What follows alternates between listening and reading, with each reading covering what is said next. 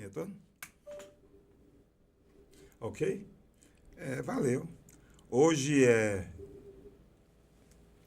terça-feira, dia 2 de dezembro de 2025. Começa agora mais o seu podcast, videocast, Fala Bené. E hoje o tema é de atualidades, a gente vai trazer vários temas. Um dos temas, a gente vai falar sobre DST-AIDS. Aqui ao meu lado está sendo enquadrado Dr. Júlio Brito Alves, grande amigo, médico, não é professor da UESC porque não quer, o médico urologista, ex-legista, 45 anos? Aqui na rua? Sim, como médico. 55. Um grande médico, tem um grande carinho especial com o Dr. Júlio Brito. Júlio Brito é um profissional de mão cheia. Nós estamos também aqui com a doutora Ingrid Bispo Age, ela é presidente da Comissão de Direito Notarial da OAB. Amanhã tem uma reunião muito interessante. Um abraço a Tiago Cruz, a todos os membros dessa comissão, que está fazendo um trabalho relevante em nome da sociedade, em nome dos munícipes itabunenses. E outro tema interessante, Mickey, do outro lado, nós temos aqui também Jader Guedes.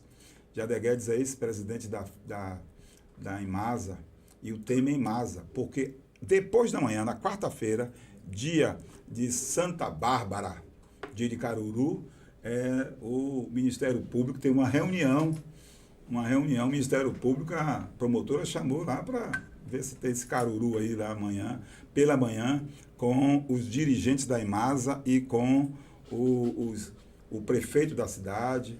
Vai ser no 11º andar, na terceira promotoria do Ministério Público, o MP, jogando duro, porque essa questão da Imasa. E eu disse que entrou água na questão da Imasa, tinha dito, a água entrou e vai ser seríssimo. O Ministério Público fez 4 indagações seguras, querendo saber o que vai acontecer. A OAB vai estar presente, a imprensa vai estar presente, a sociedade vai estar presente e o presidente também da Imasa. Antes, porém, a gente vai falar sobre essa reunião, como eu disse, que vai acontecer amanhã. Em julho, foi firmado um termo de cooperação técnica entre a OAB de Itabuna e o município de Itabuna, a OAB de Itabuna e o município de Itabuna, a municipalidade, com o objetivo de intercâmbio e cooperação mútua para promover esboços, estudos técnicos para expedição de decretos, projetos-leis de iniciativa do Executivo. A OAB presente, a velha OAB de Sobral Pinto, na prática, que visa assim aprimorar os procedimentos do setor urbanístico de Itabuna, da Prefeitura de Itabuna, da gestão municipal. E por força desse termo de cooperação técnica, coube à OAB de Itabuna, por meio da Comissão de Direito Notarial e Registral, a elaboração de esboços de documentos como decreto de demarcação. É um processo histórico em Itabuna, veio de muito tempo essa questão de demarcação e retificação de área, decreto de unificação e desdobro de área, projetos de lei e regulamentação urbanística. Pois bem, amanhã, dia 3, nós teremos às 10 horas da manhã, no gabinete do prefeito Augusto Castro, nós temos uma cerimônia de entrega oficial desses projetos. A subseção da OAB de Itabuna, eu tenho um carinho especial pela OAB de Itabuna, a Ordem dos Advogados do Brasil, subseção de Itabuna, vem contribuindo, como disse, positivamente para desburocratizar a regularização fundiária, imobiliária e promover um serviço ágil, de qualidade, para toda a sociedade itabunense. E os membros dessa comissão são os seguintes: aqui presente, aqui com a gente, está a doutora Ingrid Bispo, que é presidente da comissão. Muito obrigado, doutora, por você vir. Também tem a vice-presidente, doutora Valesca Mendonça, o tesoureiro, doutor Fábio Loureiro, é o tesoureiro da comissão, e o primeiro secretário, doutor Joab Couto, e a secretária, doutora Janine Ramos. Doutora, explique aí em detalhe o que é que significa isso, a importância desse encontro, desse coroamento, essa luta da OAB e a OAB representando a comunidade, fazendo um serviço bom para a comunidade. Seja bem-vinda. Obrigada. Obrigada pelo convite. Primeiro, eu cumprimento a todos aqui dessa mesa e a todos os ouvintes, ao Dr. Tiago Cruz pela confiança depositada na comissão e a todos os membros da diretoria da OAB. Em que consiste esse termo de cooperação? A OAB, ela tem várias comissões específicas para que sejam tratados de variados temas. A Comissão de Direito Notarial e Registral, ela busca melhoria para a qualidade de vida também da população. Ingrid, como assim? A gente tem uma cidade que, maior parte dessa cidade, a gente tem áreas que são irregulares. Então, são áreas que são posses, não tem propriedade, registro no cartório de imóveis. E pior, nós temos a parte centenária aqui, da cinquentenário, do centro, que estão na matrícula de área maior e que, quando se vai regularizar, não está de acordo com a legislação municipal atual. Ou seja, não respeita o recuo mínimo, não respeita o espaçamento. Então, na nossa primeira reunião, a gente chamou todas as autoridades da cidade relacionado ao direito imobiliário e foi muito bem quisto pela prefeitura, na pessoa da secretária doutora Sônia Fontes, porque a OAB visa somar esforços. Então, se a gente, como instituição, pode contribuir positivamente, a gente está para justamente somar esses esforços. Sabemos que são poucos funcionários públicos municipais, sabemos que a legislação municipal está defasada. Então, qual o objetivo central? Nasceu o termo de cooperação, assinado em julho, cujo objetivo foi elaborado um projeto de lei, já ouviu falar em lei da anistia? Muito comum em Goiás, Minas Gerais, Salvador. Ou seja, são aqueles imóveis antigos, a gente tem que olhar para trás assim, ó, e reconhecer informalidade. A gente vai demolir uma cidade histórica, a gente vai demolir os imóveis antigos do centro de Itabuna? Não. Então, como fazer para tirar esses imóveis da irregularidade? Aí tem que ter uma legislação que abarque, que contemple. E acompanhando também com outros institutos, como, por exemplo, um decreto maravilhoso que vai favorecer a vida de toda a população é o quê? O decreto de retificação de área. Hoje em dia, a legislação exigia que um funcionário da prefeitura fosse in loco, fizesse um croquis, fizesse um levantamento técnico, é totalmente responsável por aquilo. Então, através de mecanismo de georreferenciamento, de verificação, as partes podem apresentar lá sua planta, seu memorial, vai ser verificado, aprovado, emite a certidão. A gente economiza tempo, a gente otimiza o serviço público, é isso que a população quer. A população quer ITV online, a população quer avanços imobiliários. E vocês têm, a OAB sabe mais ou menos quantos casos nós temos em Itabuna? A senhora falou do centro da cidade. Quantos imóveis, quantas pessoas estão envolvidas nesse processo, que se arrasta há anos, né? Isso veio desde 1910, quando Itabuna foi fundada, para uma seríssima questão fundiária, doutor Júlio e Jader. Então, a conversa pode ser estendida, é aberta, e a gente tem um problema muito sério, questão fundiária. Eu me lembro que minha mãe pagava, era aforamento, terreno aforado, depois que comprou. Quando comprou foi uma festa, soltou fogos na cidade, porque era aforamento. Minha mãe dizia, a décima, né? Era assim, o décimo. Isso. Então, a expressão que tinha isso e não pagava nunca. Não pagava nunca ali no Alto Marô. E hoje só temos mais ou menos quanto isso? Quantas pessoas serão beneficiadas com isso?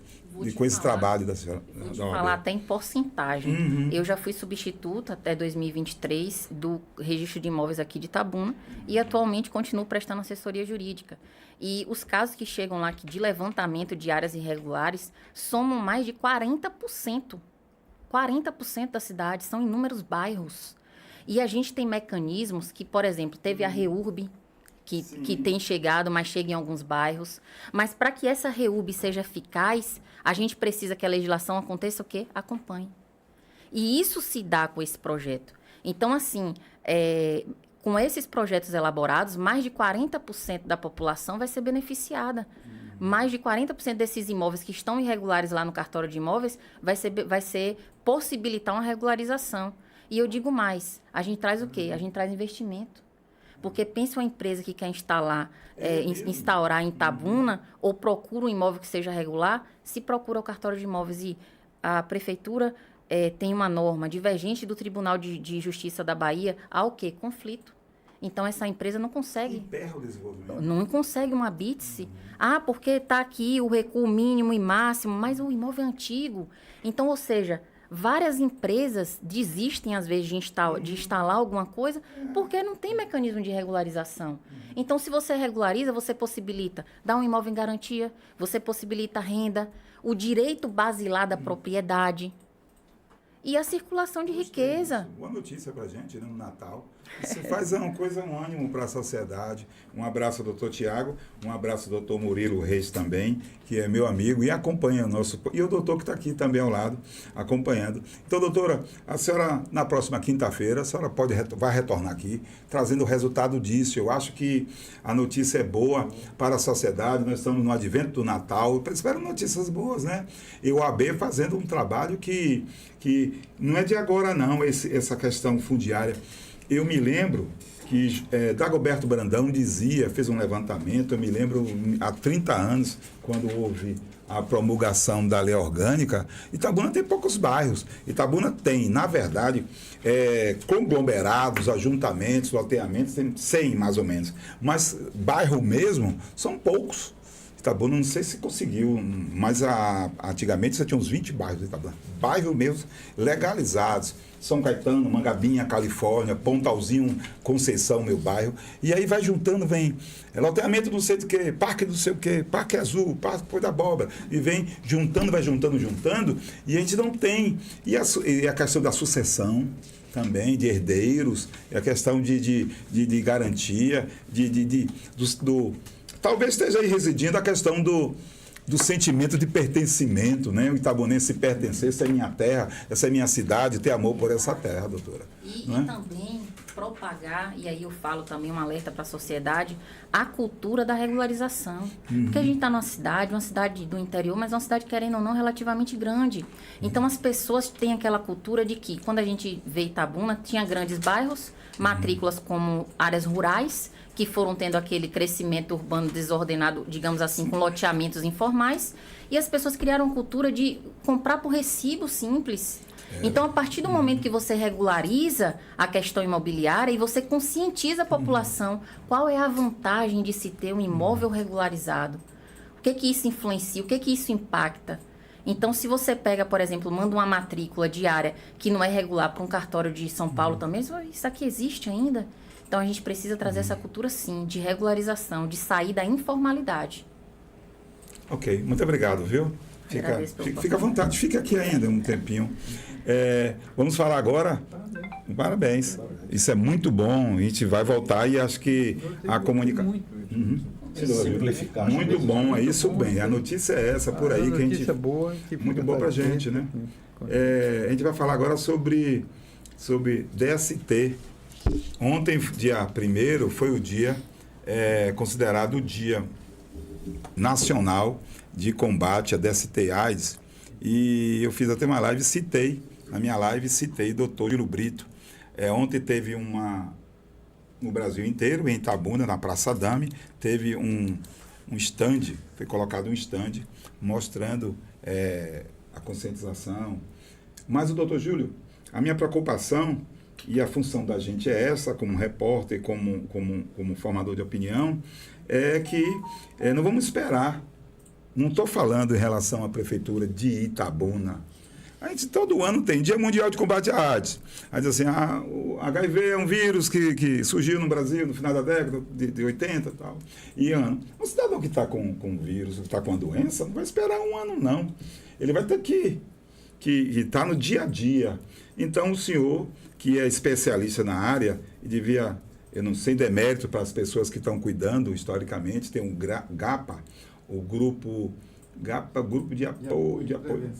O senhor foi um dos fundadores, eu acompanhei muito o GAPA. Hoje tem muita gente, você tem Otoniel, que é presidente, você tem Cassinha, você tem o voluntário, e o senhor é voluntário. Qual a preocupação? Hoje, eu não tenho dados, a informação que se tem, que eu tive, que era de cerca de 1.500 pessoas em Itabuna. É por aí mesmo ou não? Em primeiro lugar, agradecer a você por essa oportunidade de bater esse papo aqui, muito interessante. Não conhecia o seu programa, mas quero parabenizar e a doutora também, que já deu um esclarecimento maravilhoso aí. Mas eu conheci o seu trabalho, viu? Olha, Bené, é interessante o seguinte, as doenças sexualmente transmissíveis são doenças que existem aí há séculos, né? Antes talvez desde a descoberta a criação do mundo, que vem surgindo essas doenças sexualmente transmissíveis. A própria Bíblia relata alguns detalhes sobre essas doenças sexualmente transmissíveis. Porém, essas doenças sexualmente transmissíveis, elas têm fases, né? E hoje, para você ter uma ideia, já muda o nome, eram doenças venéreas, hoje passou a se chamar doenças sexualmente transmissíveis, e hoje mudou o nome, é infecções sexualmente transmissíveis. Então, são coisas assim que vão mudando de acordo com a evolução da própria ciência. Essas doenças, elas tiveram várias fases, né? Uma das fases foi naquele período da prostituição, que o homem pagava para manter uma relação, né, na prostituição. A incidência se tornou muito alta, sobretudo da gonorreia. E passou essa fase interessante que, quando surgiu o descobrimento dos antibióticos, sobretudo da penicilina, a gente achava que essas doenças iriam desaparecer. Tanto assim que, nos congressos de urologia, não se tratava mais de assunto de doença sexualmente transmissível. Era um tema normal antes do surgimento dos antibióticos, e depois do surgimento dos antibióticos, o tema de doença sexualmente transmissível foi abolido dos congressos de urologia. E isso, basicamente, com o surgimento da penicilina. Pronto, passou um bom tempo, mas se observou que essas doenças estavam aumentando, continuavam aumentando. Aí voltou de novo. Por quê? Por que isso? Porque, além de um vírus já conhecido que causava a gonorreia, o gonococcus, surgiram outras doenças e que foram também aumentando progressivamente. É o caso, por exemplo, do HPV, que é o vírus o antigo cavalo de Cristo, né? Conhecido como cavalo de Cristo. Depois surgiu a AIDS e por aí muitas outras doenças. Então, a cada ano que passa, essas doenças vêm aumentando, o número, muito. Então, sobretudo, a AIDS, a sífilis e a gonorreia está voltando também, e o HIV. Então, a gente fica assustado diante do que está ocorrendo hoje. Isso não é só no Brasil, no mundo inteiro. Mas por que está ocorrendo essas coisas? Possivelmente em função dessa liberdade sexual que existe hoje, né? Na década passada, né? No século passado, por exemplo, existiam as doenças na prostituição. Mas hoje, como mudou muito o tipo de vida, então essas doenças que estão surgindo, essas doenças novas, exatamente em função desse relacionamento que existe. Então, a cada ano que passa, a cada dia que passa, o número aumenta consideravelmente. Então, por exemplo, a sífilis é uma doença que a gente nem ouvia falar mais. E hoje voltou de uma maneira assim estúpida. Pois é, não se falava mais em sífilis. Está voltando. O HPV, que é o vírus do papiloma, o papilomavírus humanos, que é uma doença que caracterizava por aquelas verrugas que apareciam no pênis, na vagina e em algumas partes do corpo. Essa doença está voltando de uma maneira assim incrível. Talvez seja a de maior crescimento, né, em relação às outras doenças sexuais. Não só em Itabuna, mas em todo o mundo, tá? Aumentando muito. E eu não posso dizer a você o percentual que ocorria há anos atrás e agora, porque tem no serviço, existe aqui em Itabuna um serviço chamado SERPAT, para atender exatamente essas doenças sexualmente transmissíveis. Não só o SERPAT atende Itabuna, mas também com todas as outras cidades circunvizinhas, eles encaminham para aqui. O serviço funciona muito bem, e tem médico para atender AIDS, tem um médico para atender sífilis, tem as próprias funcionárias, as enfermeiras, quando atende o paciente, quando o paciente é direcionado para lá, ela faz uma série de exames ligados a outras doenças e medicado imediatamente, o paciente é medicado imediatamente para exatamente não transmitir essa doença para outras pessoas. Em relação à AIDS, eu gostaria de contar até uma história interessante, porque quando surgiu a AIDS, você já falou muito bem aí, na década de 80, foi um terror no mundo inteiro. Eu estava com 20 anos de idade, doutor. É? Pois estava muito novo ainda. Mas quando surgiram os primeiros casos de AIDS aqui no Brasil, foi uma expectativa muito assim, negativa do que poderia ocorrer. Então, aparecia um paciente com HIV, com o vírus da AIDS, entrava no ônibus e era identificado, não ficava ninguém dentro do ônibus, saía todo mundo, porque achavam que a possibilidade de contaminação era no contato direto com a pessoa. E realmente não existia tratamento, então um paciente de AIDS era a mesma coisa, dizer assim, olha, aqui está seu atestado de óbito. Podia assinar previamente, porque era assim. Aí foi que, na época, o então secretário de saúde aqui de Itabuna, que era Plínio, né? Adem, que era até lá da família de Itajuípe, e ele me fez um convite para ir ao Rio fazer um curso sobre essa doença. Eu fui, mas infelizmente não vi nada em termos de tratamento, porque não existia o tratamento. Mas preconceito antes do exemplo, só existiu, mantinha o preconceito. Mas uma coisa eu aprendi. Eu tive a oportunidade de conhecer umas pessoas que estavam em contato com os pacientes portadores do vírus da AIDS. Eu disse, por quê? Aí comecei a entrar em contato com essas pessoas que estavam dando apoio aos pacientes portadores do vírus.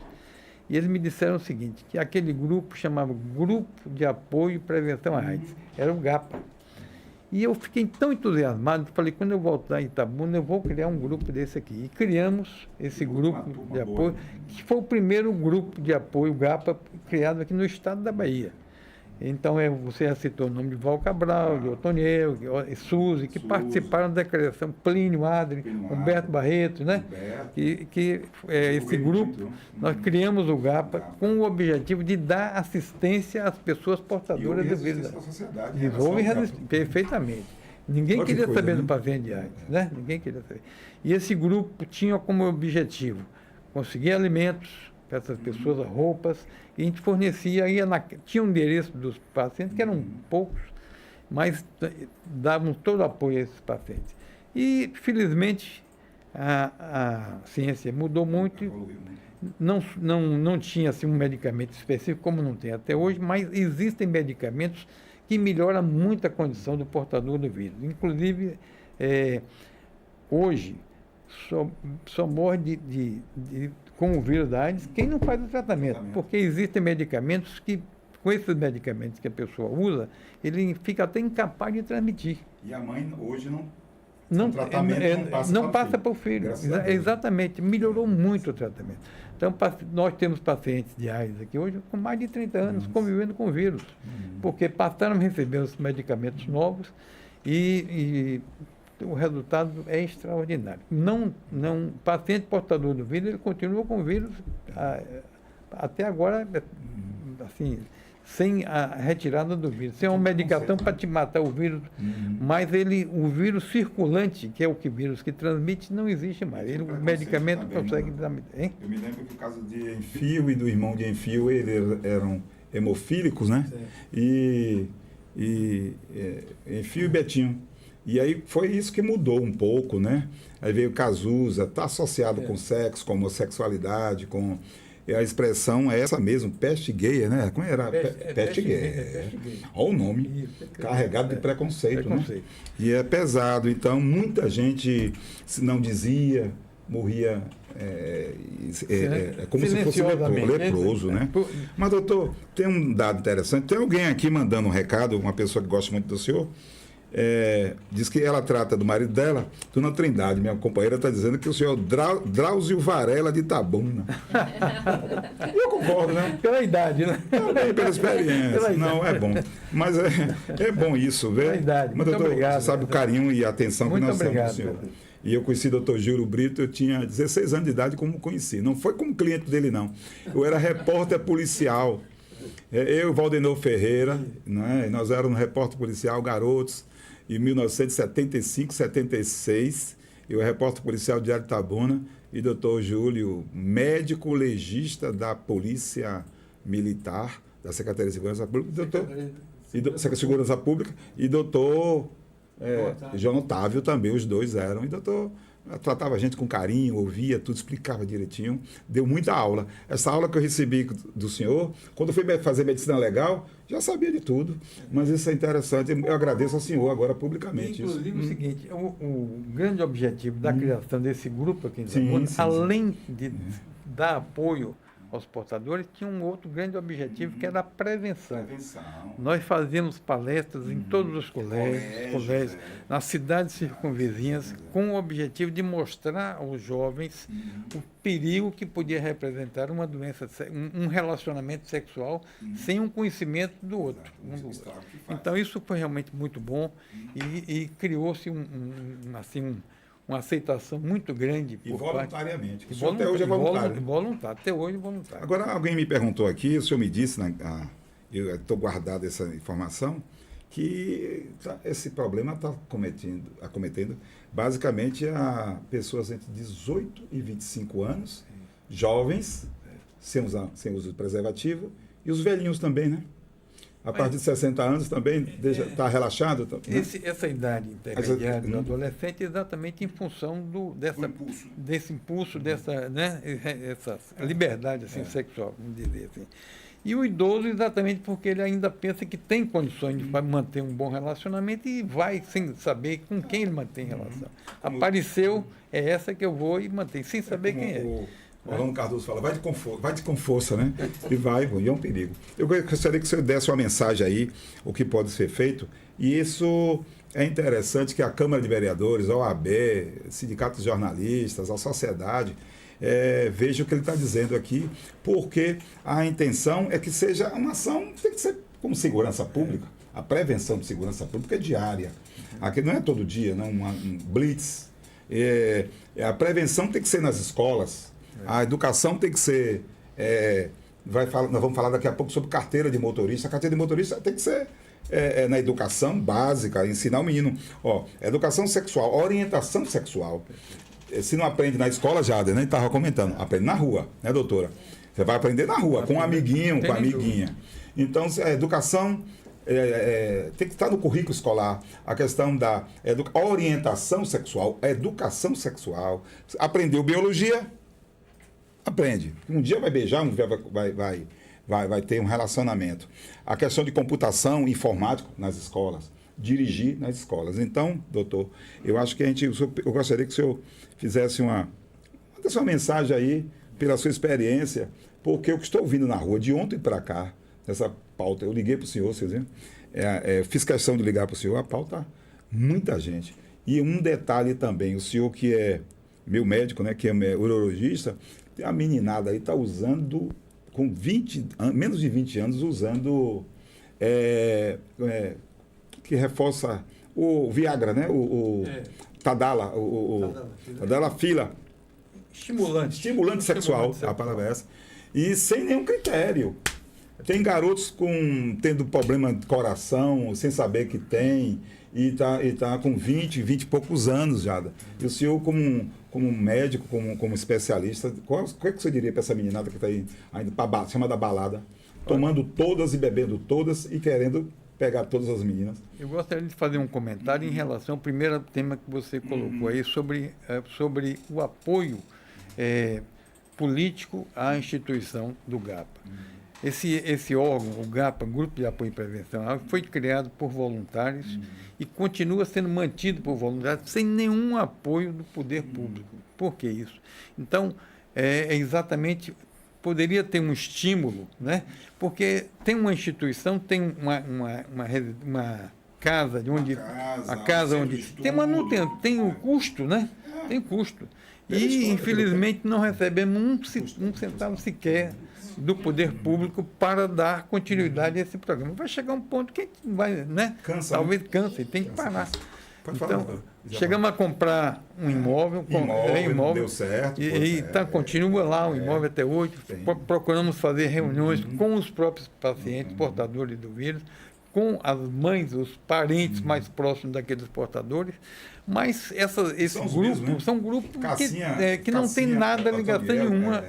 E Marlúcia. falta, às vezes, verba. Nós temos que fazer uma cotização do Exato, próprio grupo para pagar essas coisas. Sim, uma Então, o situação- poder público poderia muito bem dar E a um apoio. sociedade também reconhecer, tem um Não é estudo, isso? né? E isso foi o segundo tema, o segundo tema que você abordou. A doutora queria fazer uma observação. Só, Sim. só uma vírgula com o doutor, e realmente concordo que é de interesse público. Por quê?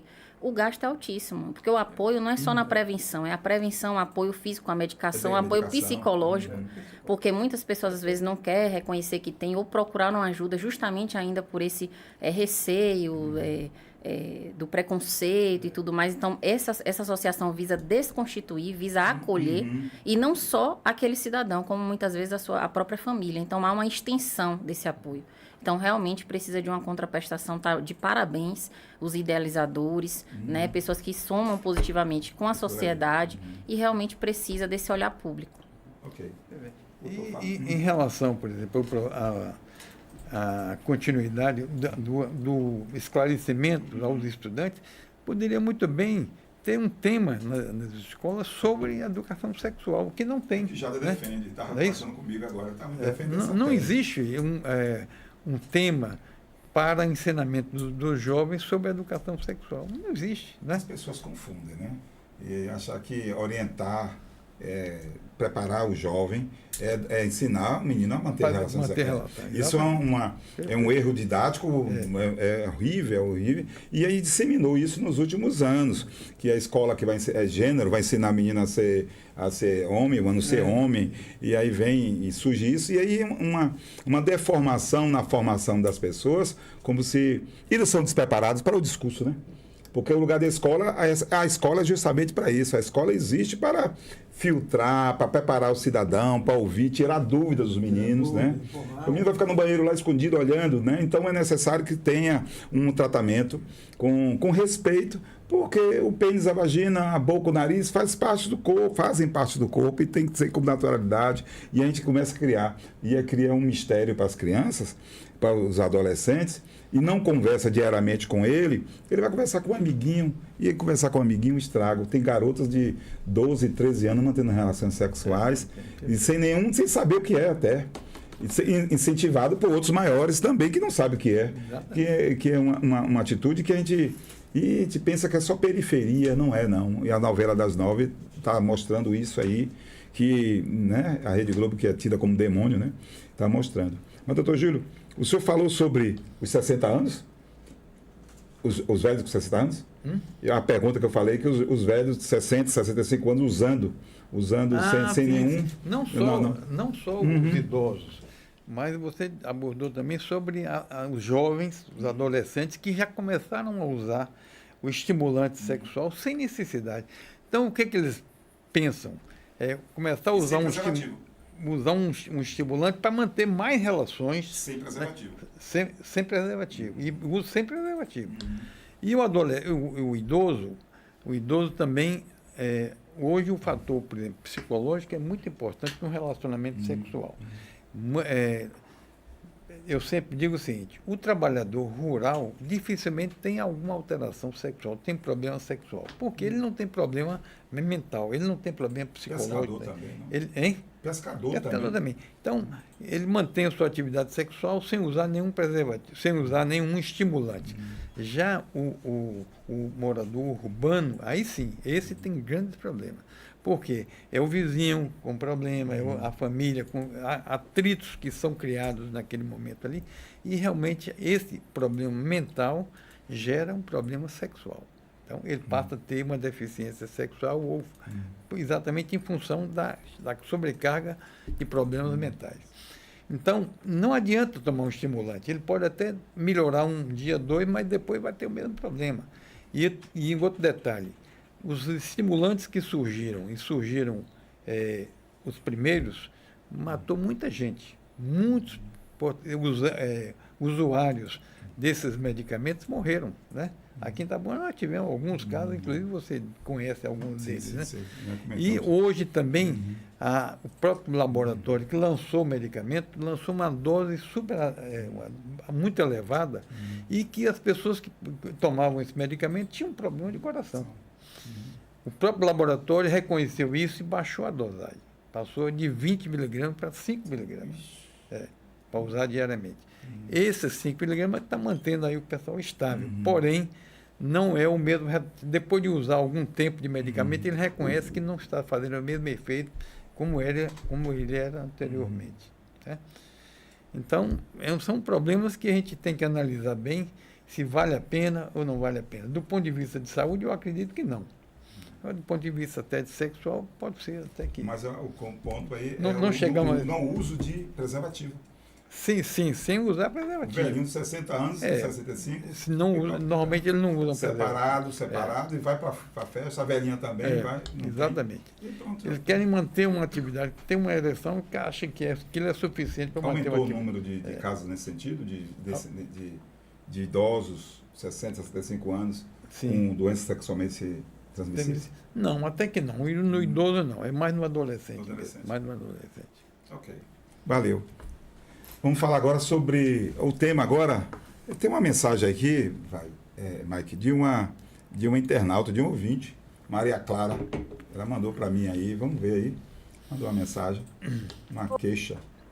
Já vai ouvir essa queixa. Estou passando por uma situação, né, meia tremenda, porque moro no Parque Boa Vista, sou Maria Clara, moro no Parque Boa Vista, mas fui para a Califórnia, para o posto da Califórnia, né?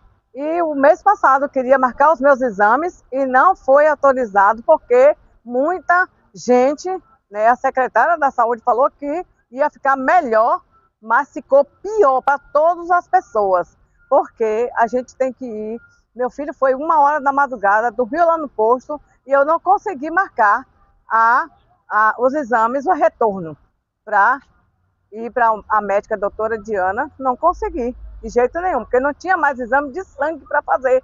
Na cidade, lá no bairro, não tinha acabado a cota, tá entendendo? E as pessoas estão sofrendo com isso, muito, né? A questão da saúde em Itabuna está uma negação, né?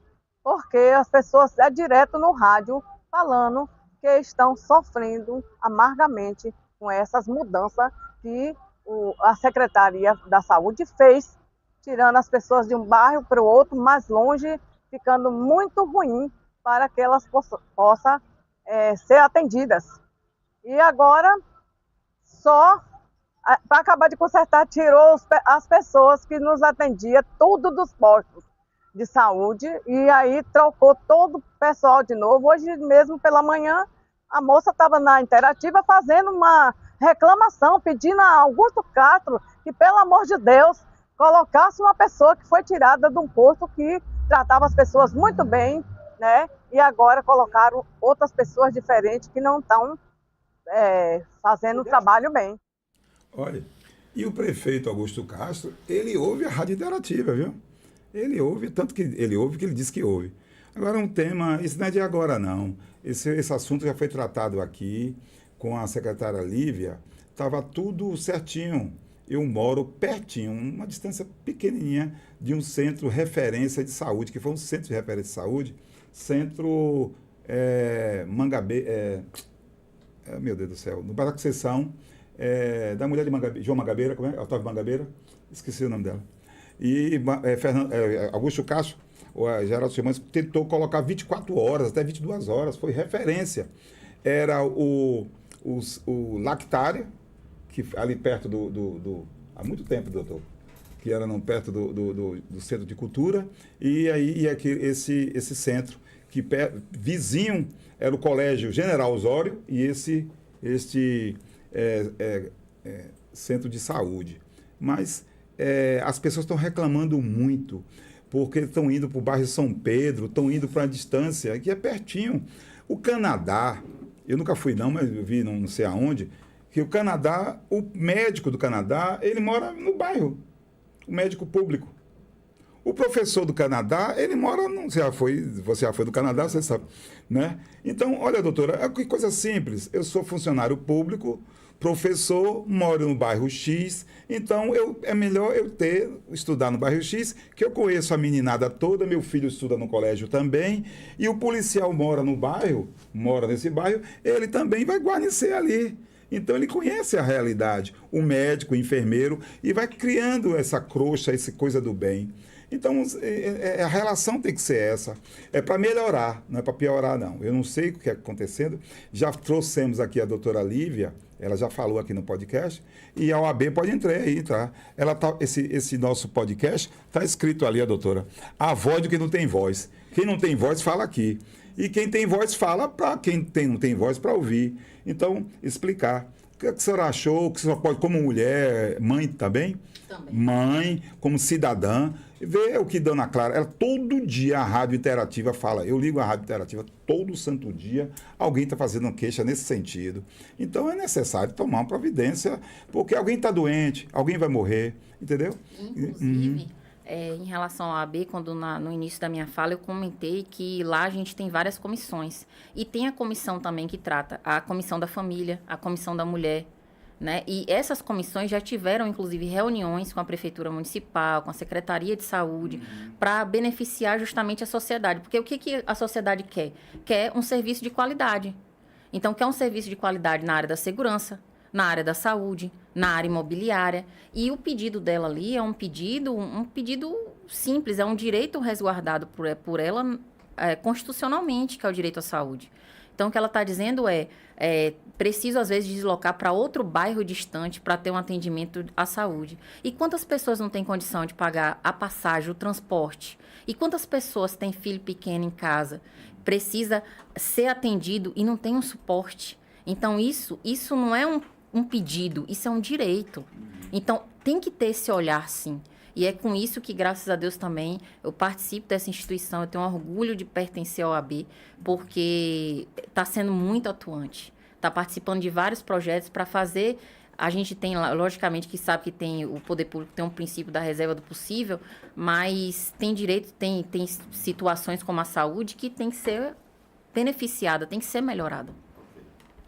Vamos falar agora sobre... Tem algum outro vídeo sobre a mulher?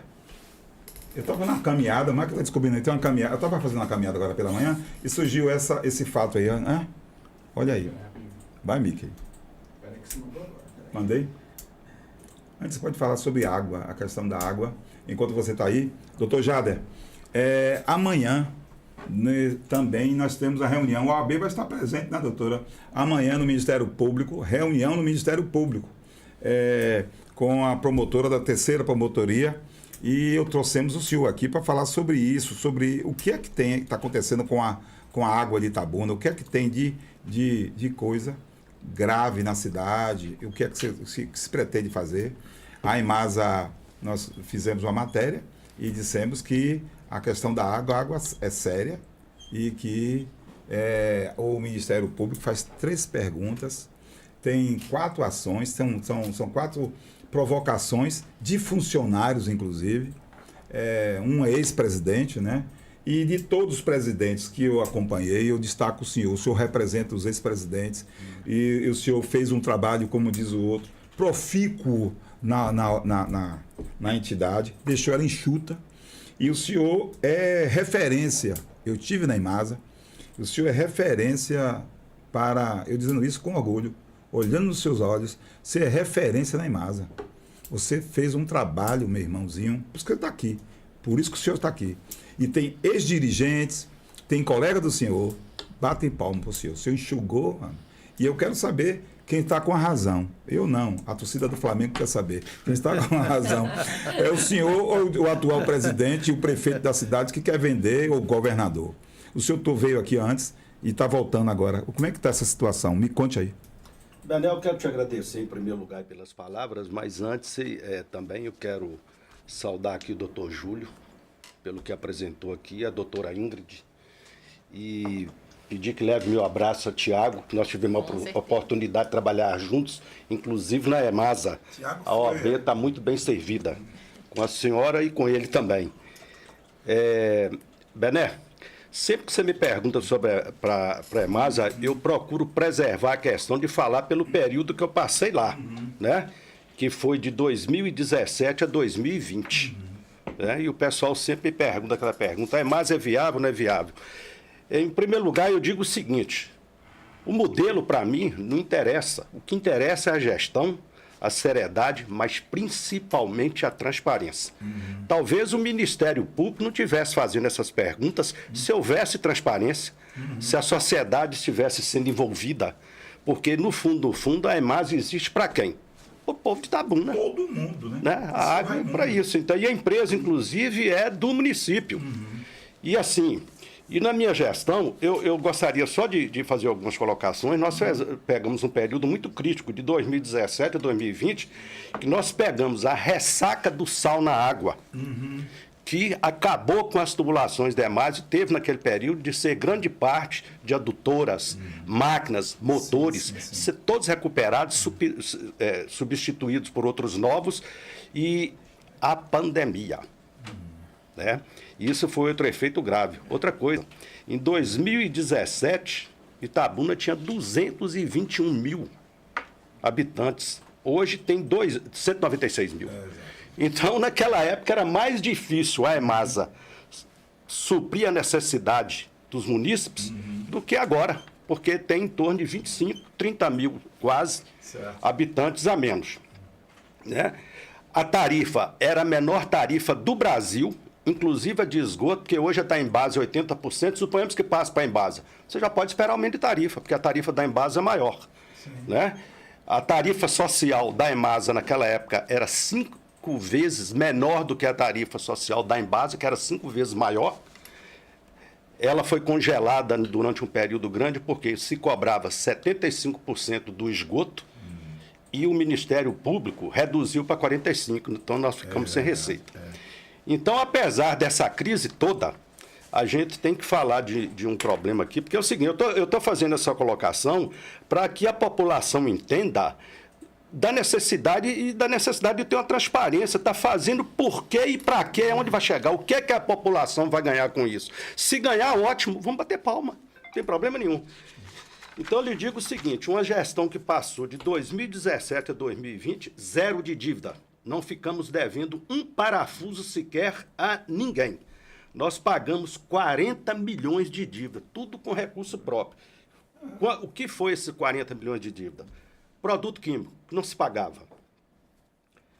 O comércio de Itabuna, 3 milhões. Eu paguei todo. Os empregados, cerca de 2,5 milhões de hora extra, não sei o quê, eu paguei, zerei. Paguei isso tudo. Me permita aqui. Muito bom, não. Isso aconteceu na Rede Globo um dia. Isso aconteceu. Um entrevistado da Rede Globo estava entrevistado. Tinha baixado. Mas tudo Fica à vontade. Não. E aí? Ao vivo é assim mesmo. Então, o que é que ocorre disso aí? Nós pagamos também dívida de gestões anteriores que ficaram lá. Pagamos 85 milhões de gestões anteriores. Aquele pessoal que saiu depois, né? Não, repare só, aí eu vou lhe dizer, pagamos 85 milhões de dívidas. Que dívida foi essa? O pessoal pergunta assim, PIS e COFINS da Receita Federal, que a empresa não pagava. Além da gente pagar, no nosso período, quando eu falei que zero de dúvida, eu paguei tudo isso, eu não deixei nada sem pagar na minha gestão. E paguei de gestões anteriores. Sim. E ficou um saldo a compensar lá com a Receita Federal de 8 milhões. Eu soube até que seria 12 milhões agora a compensar. Soube, não tenho certeza. Sim. Mas teria 8 milhões a compensar a favor da EMASA. Então você veja que tudo isso foi pago. E o que é que ocorre daí para frente? Teve um estudo da Fundação Getúlio Vargas que a empresa seria privatizada, do governo Fernando Gomes. E Fernando sempre falava comigo, né? Muita gente dizia para ele, aquele presidente ali, ele é contra. Eu sou contra, não. Eu sou a favor da boa gestão. O modelo não interessa, da honestidade e da transparência, que o povo saiba o que está acontecendo. Aí o estudo foi feito e o pessoal me perguntava sempre, é viável a privatização da EMASA? Eu fiz a pergunta, né? Pois é, ninguém vai pegar o que é ruim, se a Embasa quer pegar porque é bom, e se o terceirizado pegar na frente, vai pegar porque é bom, porque ninguém vai pegar bomba, ninguém é idiota. Empresário não é bobo. Aí o que ocorre? Com todas as premissas, com as projeções do que A empresa que comprasse deveria cumprir o plano de saneamento básico da cidade de Itabuna, que seja até o ano sexto da privatização, que seria lá em 2024 passado, se acontecesse lá na época, 99% de água. Hoje Itabuna deve ter de água distribuída quase 90%, não com regularidade. Sim. Né? E o esgoto, 95%. Para isso, naquela época, seriam 343 milhões de investimento. Né? E aí nós vamos fazer as contas. Os investimentos previstos para os 4 primeiros anos, de esgoto, de água, né? Dos 143 milhões, e que chegaria depois no total de 343. Aí nós pegamos o seguinte, eu tenho condição de resolver o problema sem privatizar? Claro que tem, mostrei que tem, não estou falando agora. Isso eu fiz na minha prestação de conta quando saí 5 anos atrás. Lá em 2020. Está lá no YouTube, quem quiser ler, vê lá e fala. Eu não estou falando nada além do que eu fiz e está lá na empresa os números. Por exemplo, a Prefeitura Municipal de Ivemasa, 50 milhões. Eu recebo 50 milhões da Prefeitura, que me deve. Os hospitais da Ivemasa, 15 milhões naquela época, hoje eu não sei quanto deve. Talvez tenha até pago, eu não sei se pagou. 15 milhões.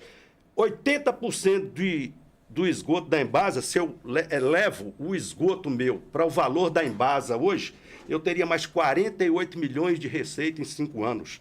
Se os hospitais me pagam 4 anos mais em dia, eu teria mais 18 milhões de receita. Esses condomínios aí também. Não, eu vou chegar lá.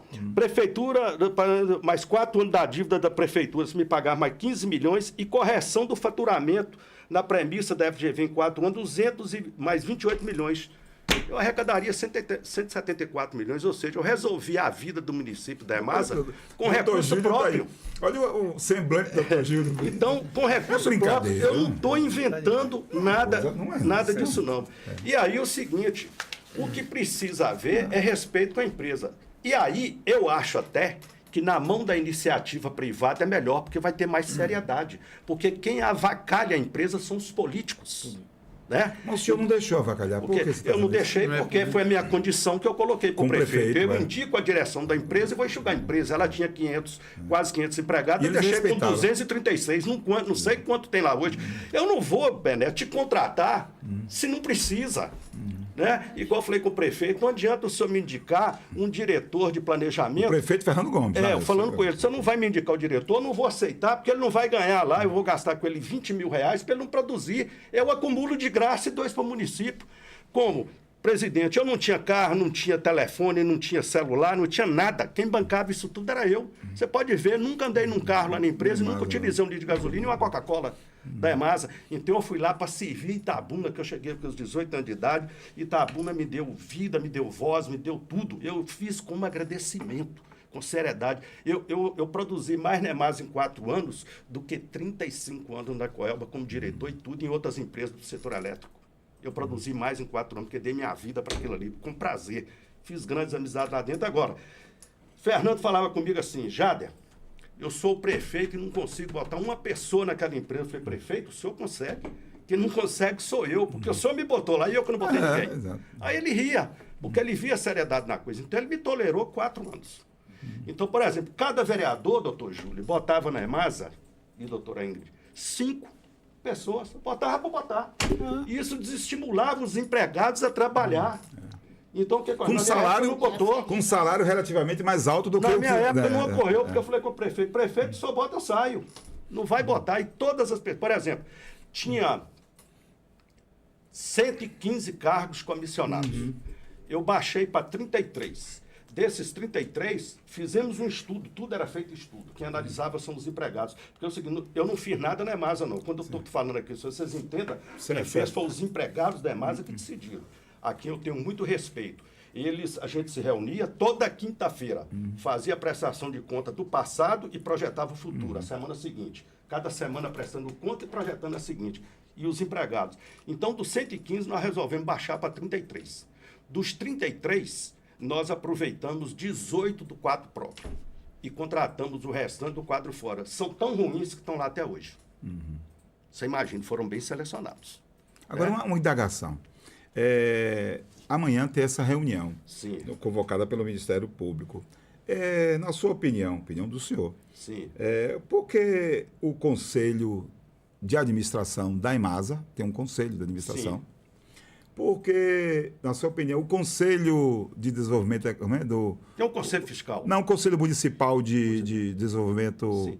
Você tem uma agência reguladora dentro da prefeitura, você tem um conselho fiscal, tem tudo. Mas tem o Conselho Municipal, o Conselho de Desenvolvimento Econômico. Sim. Tem OAB, você tem Câmara de Vereadores, você tem imprensa. Porque se eu não está vendo, um assunto desse era para cada botequim.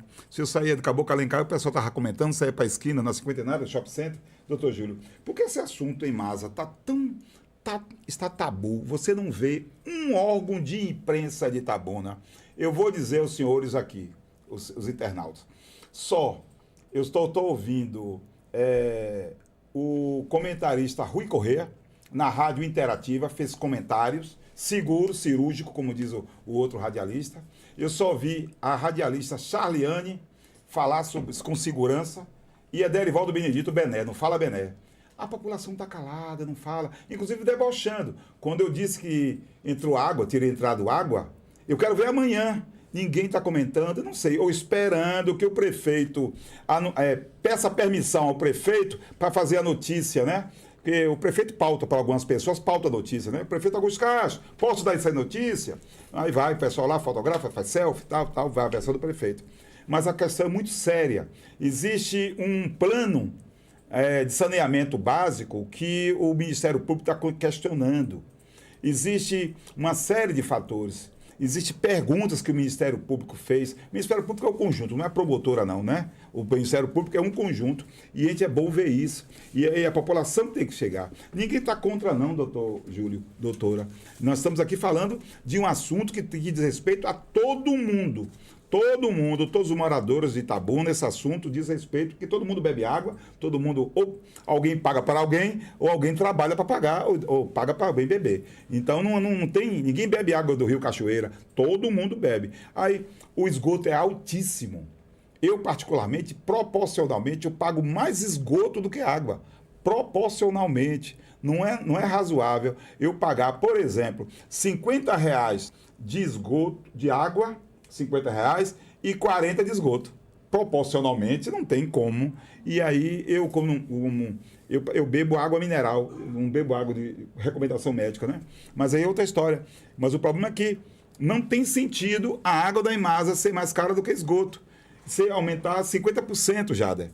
Então, é bom, eu gostaria que essa voz chegasse à Câmara de Vereadores, tem 21 vereadores e a sociedade. A transparência, ela é muito importante para a vista, certo? Por exemplo, a tarifa, eu até defendo ela. Eu defendo a tarifa da EMASA, ainda é baixa. Agora eles estão ajustando ela, porque o esgoto chegou para 75%, estava em 45%. Eu fui travado nisso também, o Ministério Público me tirou. Por problemas aí, outros que o prefeito não se dava bem com o Ministério Público, e agora por consequência... se dá bem. Não sei se vai estremecer a relação agora. Então o que é que ocorre? O problema é como essa tarifa é utilizada, se realmente não vai faltar água na sua torneira, se a água está sendo bem tratada. Para você ter uma ideia, é uma coisa que me preciso falar. Em uma gestão anterior, eu peguei a consequência. Teve um prefeito aí, né? Não vou falar o nome não, mas deixa para lá. Mas não foi Fernando Gomes, não. Teve um prefeito anterior a Fernando, que contratou 70 empregados e botou lá na prefeitura. Mas quem pagava estava na folha da EMASA. E aí botaram os caras para fora e a consequência... A EMASA pagou os direitos. Pagou? Quem pagou os direitos trabalhistas foi a EMASA. Aí diz que a empresa não presta. De quem é a responsabilidade pela drenagem na cidade? É da EMASA ou é da prefeitura? Mas quem fazia era a EMASA. Na época do prefeito Fernando Gomes, eu é que fazia. E mesmo assim, consegui deixar 2.800.000 no caixa, sem dever um parafuso, pagando 40 milhões de dinheiro, pagando isso tudo. Eu ia zerar a EMASA. Se você me permite aqui, rapidinho, o seguinte. Esse IDEP que tinha de 85 milhões com PIS e COFINS, teve uma oportunidade de fazer um refis, aonde era 85 milhões, caía para 45. Está lá a ata. O que eu estou falando aqui está numa ata, está lá na EMASA, porque eu convoquei o conselho, apresentei e convoquei o prefeito. E apresentei. Agora. Aí o que é que aconteceu? Falei, prefeito, eu vou ter uma redução aqui de 35 milhões. Eu tenho que dar 4 milhões de entrada. O senhor me deve 50, me dê 2 que eu pago 2 e o restante eu assumo e pago. Sabe o que é que ele me disse? Sua situação está melhor do que a minha. Para não perder os 2 milhões que eu tive que dar, eu fiz um acordo para pagar os 2 milhões e fiz um acordo lá, pagando uma parte disso. Então, isso é seriedade. Então, o que ocorre? Tem as implicações políticas, então não tem esse negócio. Eu acho o seguinte, que a empresa é do município, tá? Você tem que estar engajado nas políticas de governo. É igual questão de votar. Por exemplo, eu votei em Fernando Gomes.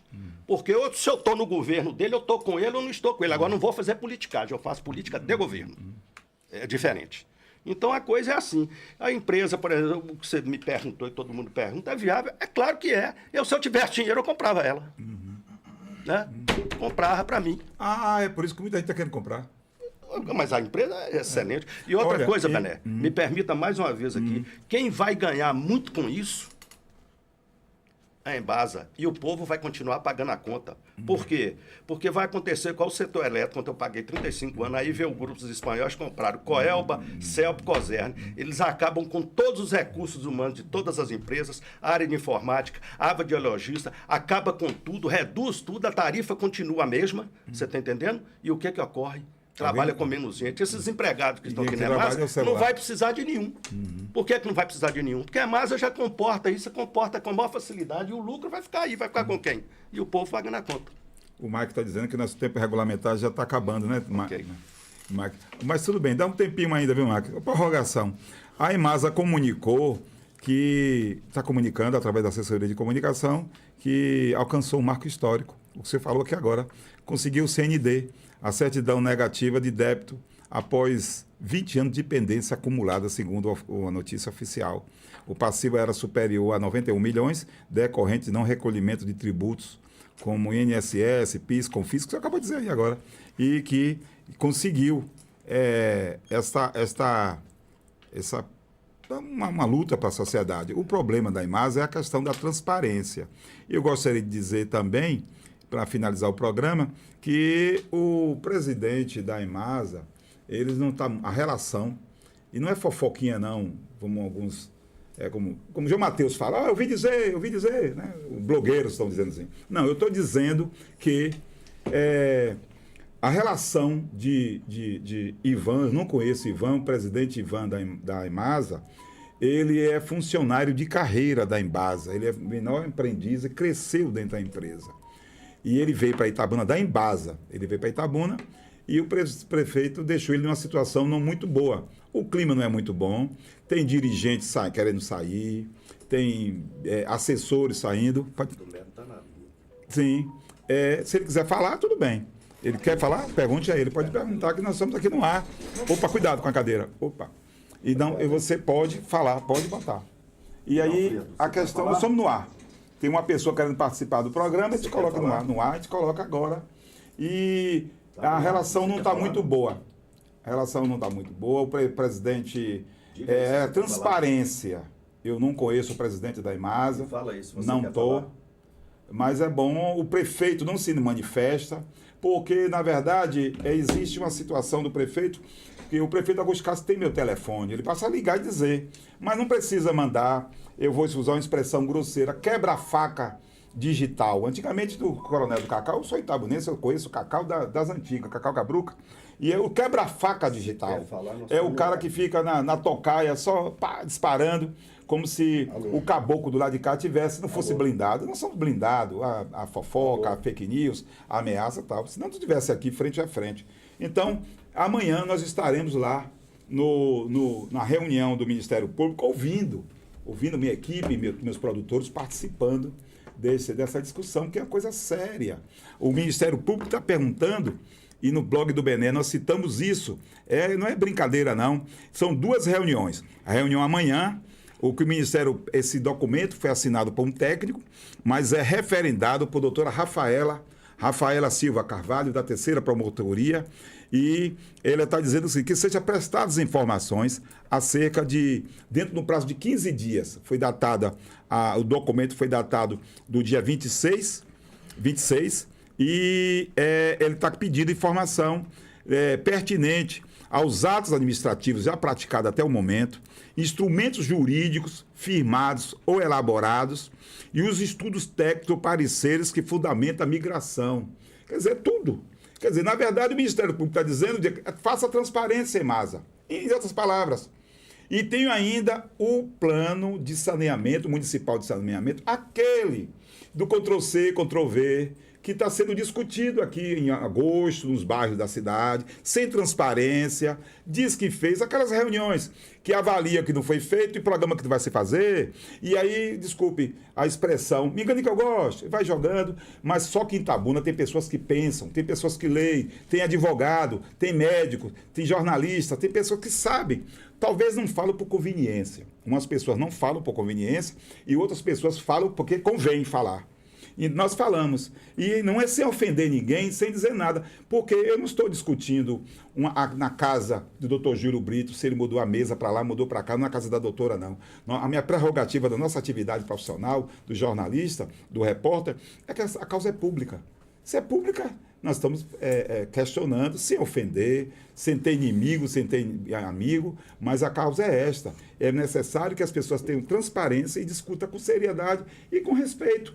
Olha, se a Imasa tem 200 funcionários e paga X. Se tem isso, é isso. Nós temos um AB, tem um Ministério Público, tem uma imprensa. A imprensa tem que ser...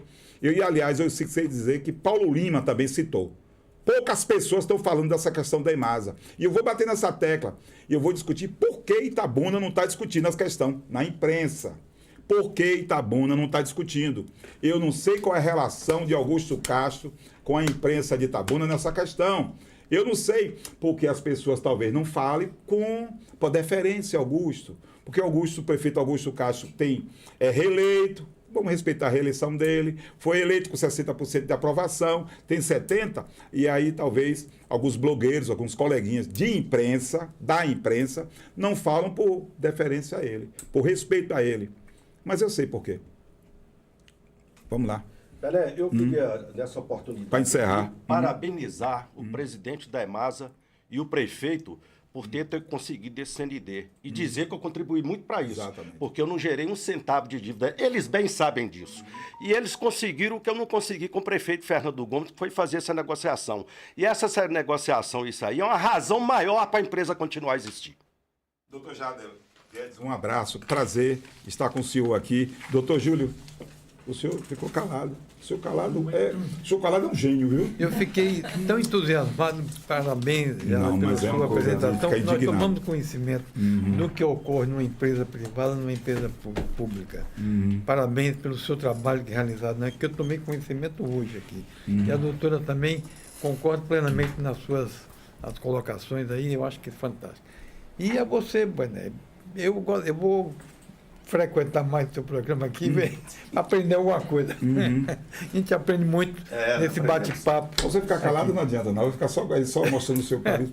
Doutor Júlio, você sabe o carinho e o afeto que eu tenho por senhor, não é de agora, e eu sou grato por tudo por senhor, viu?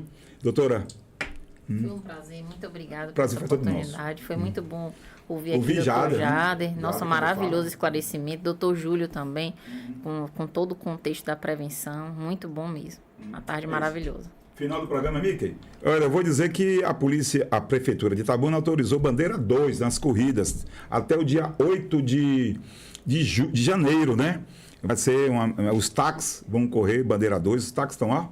O aplicativo está chegando junto aí, estão minando, e essa medida foi assinada, publicada no Diário Oficial.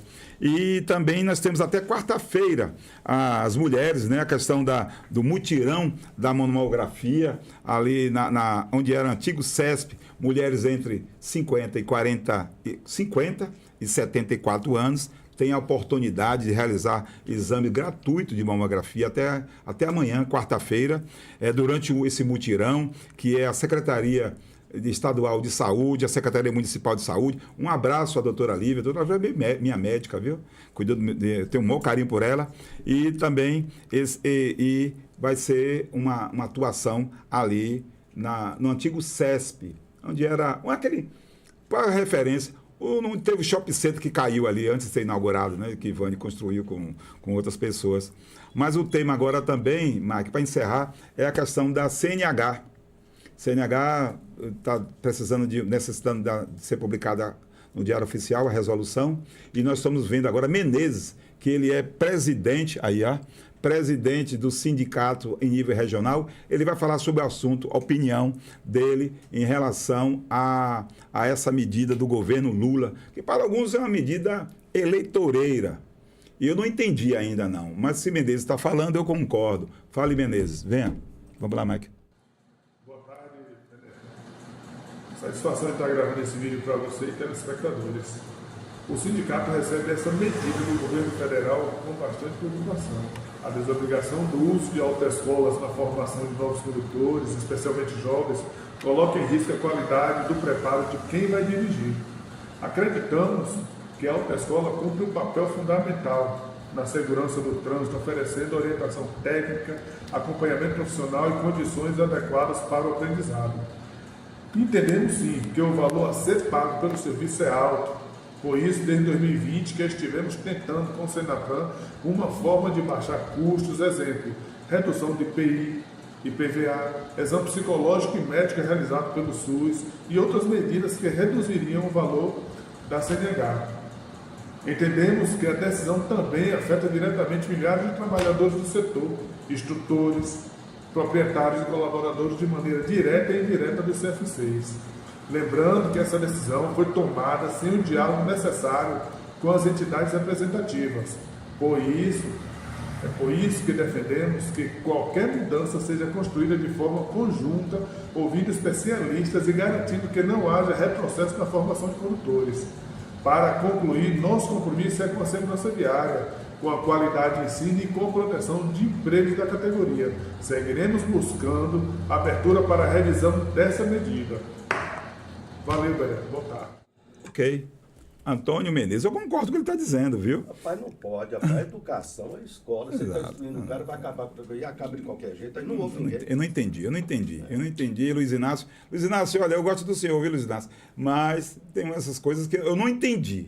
Eu vi a justificativa. A gente, nos próximos programas, vai discutindo. Quem sou eu para mudar uma decisão do Luiz Inácio Lula da Silva? Mas tem muita gente apoiando.